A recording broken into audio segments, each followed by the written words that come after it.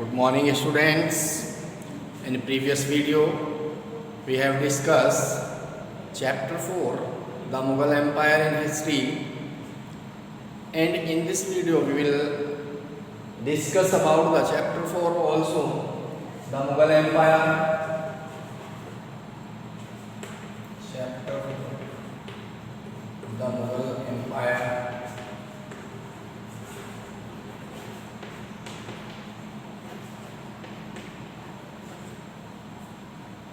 And topic, who were the Mughals? Who were the Mughals?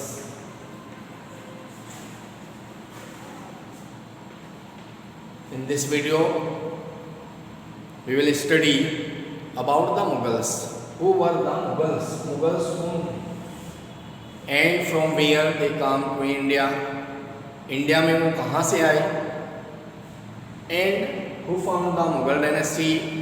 And who were the different rulers, emperors of the Mughal dynasty? In this video, we are going to start this topic. Firstly, who were the Mughals? Mughals कौन थे?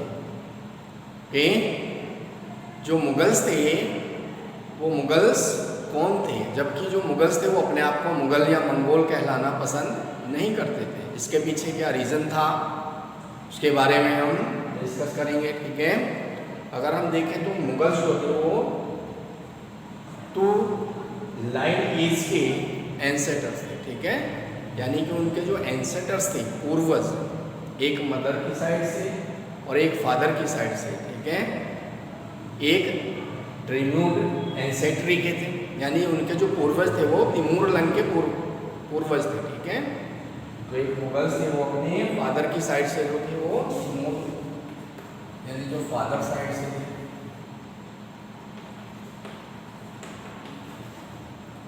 वो Timur के वंशज थे। Timur कौन था? जिसने 1398 में दिल्ली को कैप्चर किया था। 1398 में जो तिमूर लंग था, ठीक है, तिमूर लंग के नाम से जाना जाता था, और इसने क्या किया था? 1398 में दिल्ली को कैप्चर किया था तिमूर लंग ने। तो तिमूर के वंशज थे, ठीक है, तिमूर। लेकिन जो तिमूर था उसकी 1404 में डेथ हुई, ठीक है, 1404 में ये डेथ हुई। और एक थे मदर साइड, जो मदर्स की साइड से थे वो गंगीज खान को मानते। गंगीज खान, गंगीज खान कौन था? चंगेज खान भी इसको कहते हैं, चंगेज खान, ठीक है, लेकिन गंगीज खान जो था उसकी डेथ 1027 में हुई थी। और ये सेंट्रल एशिया में इसने रूल किया था, रूलर था, ठीक, rule over China and central Asia. Okay, तो ये टू लाइन एजेस थी इनके, मुगल्स की पूर्वज थे, एंसेस्टर्स थे, ठीक है, अंडरस्टूड। जबकि जो मुगल्स थे वो अपने आप को Timur कहलाना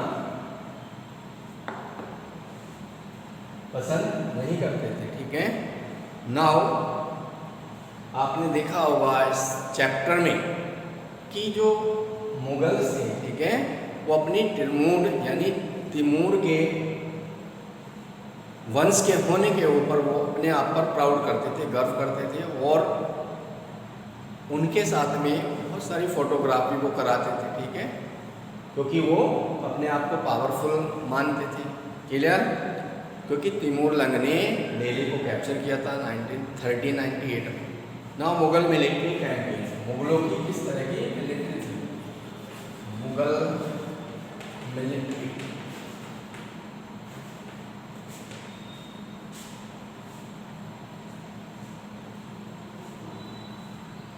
Mughal military campaign, Mughal military campaigns.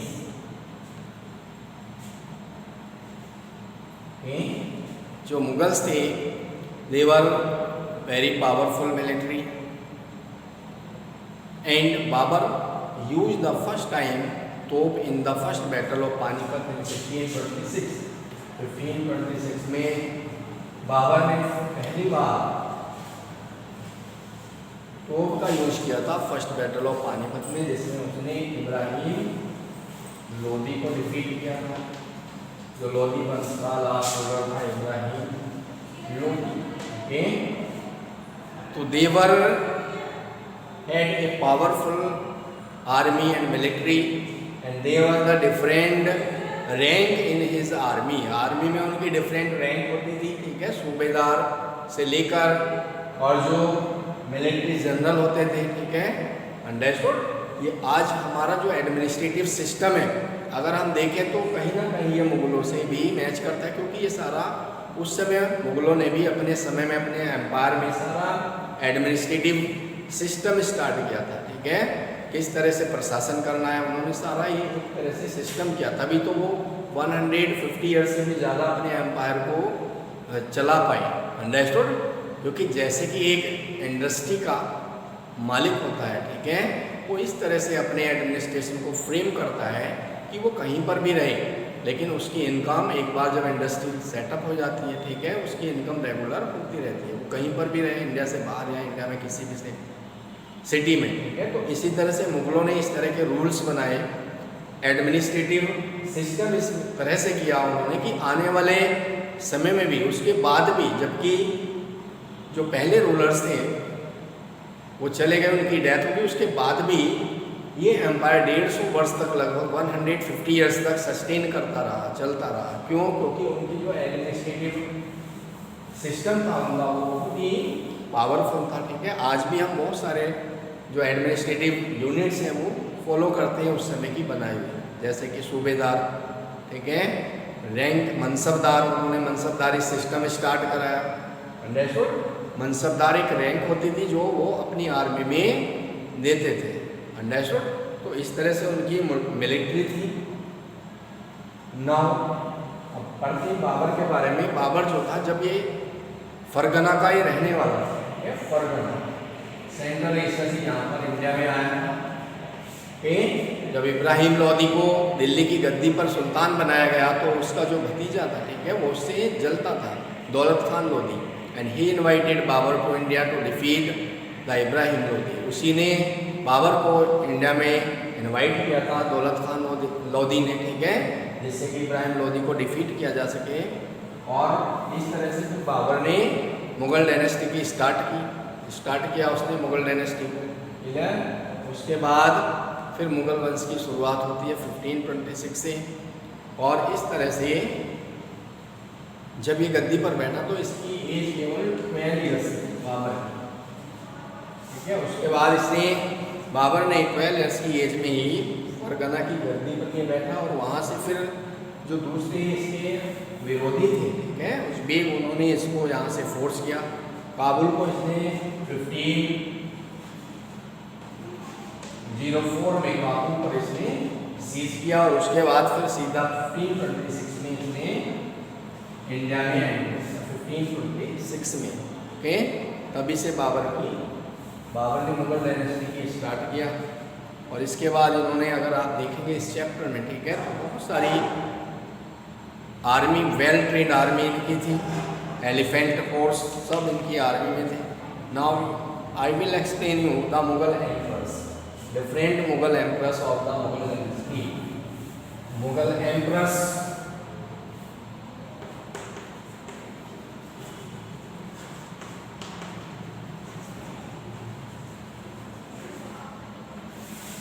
there were different Mughal emperors. First, Babur was the first ruler of Mughal dynasty. He ruled over India from 1526 to 1530. उसने केवल 4 वर्ष तक ही इंडिया में रूल किया, क्लियर। जो बाबर था उसका समय 1526 से लेकर और 1530 तक है, क्लियर। बाबर ने अपने समय में 3 बैटल्स फाइट की। 1526 में first battle of Panipat, first battle of Panipat. Panipat का जो प्रथम युद्ध हुआ था, फर्स्ट बैटल 1526 में इब्राहिम लोदी और बाबर के बीच में हुआ था। इसमें बाबर विजयी रहा, ठीक है, जो बाबर था वो विजयी रहा और उसने इब्राहिम लोदी को डिफीट किया। सेकेंड बैटल उसने 1527 में किया, 1527 में, ठीक है। सेकेंड बैटल 1527 में किया उसने, राणा सांगा को डिफीट किया। जो रूलर था खानवा, ठीक है, राणा सांगा के बीच में हुआ है, जिसको खानवा के युद्ध से भी जाना जाता है, खानवा बैटल।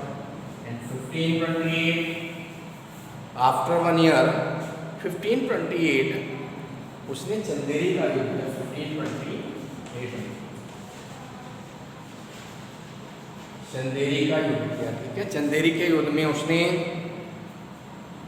आगरा और दिल्ली तक कंट्रोल किया, ठीक है। जो राजपूत थे उनको डिफीट किया, राजपूतों को, और उसने दिल्ली और आगरा पर कंट्रोल किया 1528 में, ओके। आफ्टर 1528 के बाद इसकी डेथ हो जाती है। बाबर की डेथ उसी की आर्मी में, उसी की जो तोप बनाई हुई थी, उसी के द्वारा तोप बनाई हुई थी और वो तोप फटने से उसकी डेथ हो जाती है। नेक्स्ट आफ्टर द बाबर, उसके बाद उसका बेटा गद्दी पर बैठता है हुमायूं। बाबर के बाद कौन आता है? हुमायूं। हुमायूं का जो रूल है, उसने जो रूल किया इंडिया में, वो 1530 से 1540 तक, 2 फेज में, ठीक है, 1540 तक। एंड आफ्टर 1555 से लेकर फिर उसने 1556 तक रूल किया। स्टार्टिंग में जो हुमायूं था, ठीक है, हुमायूं को चौसा के युद्ध में 1539 में, हुमायूं में चौसा का युद्ध था, चौसा का बैटल ऑफ चौसा 1539, ओके। 1539 में शेर खां और हुमायूं के बीच चौसा का युद्ध होता है, जिसमें शेर खां इसको हरा देता है हुमायूं को, और ये वापस जहाँ से आता है वहाँ से चला जाता है। उसके बाद कन्नौज का 1540 में फिर कन्नौज का युद्ध होता है, कन्नौज का बैटल, ठीक है। उसमें भी हुमायूं की हार हो जाती है और ये वापस जहाँ से आता है वहीं पर चला जाता है। लेकिन उसके बाद फिर जो शेर खां था, ठीक है, शेर शाह सूरी, जो फरीद खान के नाम से भी जाना जाता था, उसने इसको डिफीट किया और यहाँ से वापस चला जाता है। फिर 1555 में ये वापस इंडिया में आता है, ठीक है, अंडरस्टूड। और बाद में हुमायूं की भी डेथ हो जाती है उसकी, क्योंकि हुमायूं जो था उसने अपनी बहुत बड़ी एक लाइब्रेरी बनवाई हुई थी। He was the fond of the books का उसे बहुत ज़्यादा शौक था, ठीक है, और उसकी लाइब्रेरी में सीढ़ी से गिरने से ही उसकी डेथ हो गई थी। नेक्स्ट अकबर। इसके बाद अकबर जो हुमायूं का बेटा था, अकबर सुल्तान बनता है, ठीक है। अकबर का शासनकाल 1556 से और 1605 तक, ठीक है, 1605 तक इसका रूल है। तो 1556 में जब अकबर दिल्ली का रूलर बना, ठीक है, तो उसकी एज केवल 13 ईयर्स थी, उसकी एज केवल 13 ईयर्स थी, 13 ईयर्स, ठीक है। उसने पानीपत का सेकेंड बैटल फाइट किया, ठीक है, अकबर और हेमू के बीच में हुआ 1556 में। तब उस समय उसका जो संरक्षक था वो बैरम खान था, और अकबर ने इस तरह की पॉलिसी फॉलो की कि उसने अपने एम्पायर को, मुगल एम्पायर को और ज़्यादा एक्सपेंड किया, अकबर ने हर तरह की पॉलिसी को फॉलो किया उसने राजपूतों के साथ मित्रता की, ठीक है, फ्रेंडशिप की राजपूतों के साथ, और अपने साम्राज्य को दिल्ली, आगरा, ठीक है, वहां तक उसने एक्सपेंड किया। फर्स्टली उसने सबसे पहले आगरा को अपनी कैपिटल बनाया, और उसके बाद उसने आगरा से फिर फतेहपुर सीकरी, जो एक जगह फतेहपुर सीकरी को उसने अपनी कैपिटल बनाया। Fatehpur Sikri was the birth place of his गुरु, जो उनके गुरु थे, ठीक है, शेख सलीम चिश्ती, उनका बर्थ प्लेस था। उसी के नाम पर उन्होंने फतेहपुर सीकरी की स्थापना की, और वहाँ पर उन्होंने अपनी कैपिटल भी बनाई फतेहपुर सीकरी को, और वहाँ पर उन्होंने बुलंद दरवाजे का निर्माण भी कराया अकबर ने, ठीक है, जो इंडिया का सबसे बड़ा दरवाज़ा था। अंडरस्टूड। जब उसने गुजरात विजय प्राप्त की तो उसने बुलंद दरवाजे का निर्माण कराया, वहाँ पर फतेहपुर सीकरी में। उससे पहले जो अकबर की कैपिटल थी वो आगरा थी। उसके बाद 1605 में जब अकबर की डेथ हो जाती है, ठीक है, तो उसके बाद उसका बेटा जहांगीर गद्दी पर बैठता है। तो कौन रूलर बनता है? जहांगीर। जहांगीर का समय है 1605 से और 1627 तक रहता है, 1627 तक। जहांगीर को प्रिंस ऑफ जस्टिस भी कहा जाता है, ठीक है। उसको चित्रकला का बहुत ज़्यादा शौक था। नेक्स्ट, वो जो जहांगीर था वो एक न्यायप्रिय राजा था। उसने अपने महल के बाहर एक गोल्डन चेन भी लगवाई थी। अगर किसी को जस्टिस चाहिए होता था तो वो उस चेन को खींचता था, और उससे उसके महल में एक बेल बजती थी, उससे उसको पता लगता था कि कोई दरवाजे पर न्याय मांगने आया। तो he was the ruler of justice and he was the fond of the photograph, ठीक है, पेंटिंग का उसे बहुत ज़्यादा शौक था। आफ्टर द जहांगीर का जो बचपन का नेम था, ठीक है, वो सलीम था, और ये अकबर ने रखा। नेक्स्ट, जब जहांगीर की डेथ होती है तो उसके बाद शाहजहां की हो गया। शाहजहां, ठीक है, शाहजहां 1627 से और 1658 तक इसका रूल रहता है शाहजहां, ठीक है। शाहजहां के बारे में आपने पढ़ा है, जानते हैं आप, ठीक है। उसने आगरा में ताजमहल बनवाया, जो उसकी वाइफ थी मुमताज महल, उसकी मेमोरी में, ठीक है। And he build the Red Fort in Delhi, ठीक है। उसने एक तो ताजमहल बनवाया शाहजहां ने, और क्या बनाया उसने? रेड फोर्ट,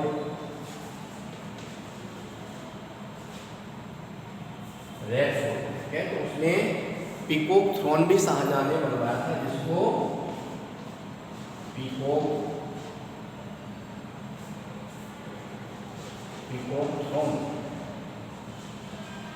मयूर सिंहासन, जिसको नादिर शाह यहाँ से उठाकर ले गया था, जिसमें बहुत गोल्ड डायमंड जड़े हुए थे, ओके।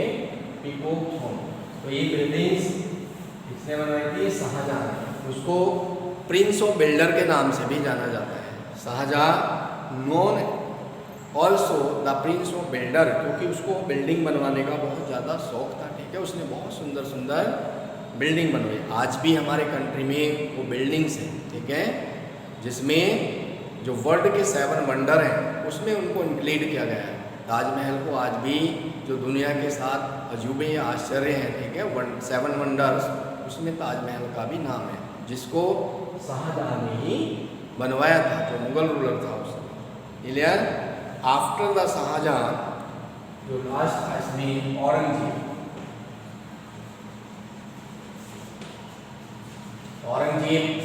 का रूल इंडिया में 1656 से और 1707 तक है, ठीक है। 1556 से और 1707 तक औरंगजेब के बारे में कहा जाता है कि उसने औरंगजेब ने अपने समय में साउथ तक एक्सपेंड किया मुग़ल एम्पायर को, और उसने एक लॉन्ग वार किया जिसमें उसका बहुत सारा जो खजाना था वो डिप्लीट हो गया, ठीक है, खजाना समाप्त हो गया, और बहुत सारी आर्मी भी उसकी मारी गई। यानी कि इसके बाद औरंगजेब के बाद 1707 के बाद जो मुग़ल एम्पायर था वो वीक पड़ जाता है, क्योंकि इसमें बहुत सारा जो इसका धन था वो समाप्त हो जाता है, और बहुत सारे सैनिक भी उसके मारे जाते हैं, क्योंकि साउथ में उसने बहुत लंबी समय तक युद्ध किया था। और उसने औरंगजेब ने अपने फादर को शाहजहां, ठीक है, बंदी बनाकर जेल में डाल दिया था। और औरंगजेब ने जो शीशगंज है दिल्ली में, ठीक है, वहाँ पर गुरु जो तेग बहादुर थे, ठीक है, उनको फांसी दे दी थी, क्योंकि उनका भाई जो था उसके विद्रोही का साथ देने के जुर्म में। Understood? Aurangzeb was the last powerful Mughal ruler, ठीक है, जो औरंगजेब था वो last powerful Mughal emperor Mughal dynasty का। आफ्टर द औरंगजेब, इसके बाद जो जितने भी मुगल रूलर बने, ठीक है, जादर शाह जो उसका बेटा था उसने रूल किया, लेकिन वो इतने पावरफुल नहीं थे जितने कि औरंगजेब से पहले मुगल एम्परर थे, इसलिए वो इतना एक्सपेंड नहीं कर पाए। लेकिन फिर भी लगभग 150 ईयर्स तक मुगल साम्राज्य चला। 1857 में जब 1857 का जब रिवोल्ट हुआ तो उसमें जो बहादुर शाह जफर थे वो लास्ट मुगल एम्परर थे, बहादुर शाह जफर, तो उनको कैप्चर कर दिया गया था। Bahadur Shah Zafar, he was the last ruler of Mughal dynasty. Okay, so these were the different Mughal rulers. Thank you and have a nice day.